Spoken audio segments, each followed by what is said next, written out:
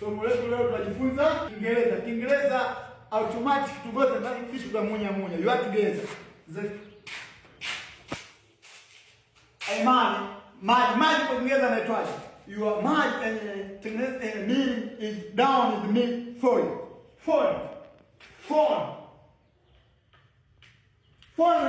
Ni kitu kimiminika ambacho kinamiminika kutoka kwenye glass kuingia kwenye maji kuchanganyikana na oil. Inatengeneza nini? Oil.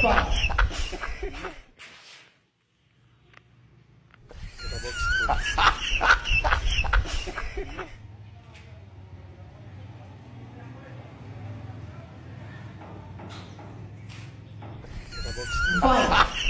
Hiyo ni kwa sababu automatic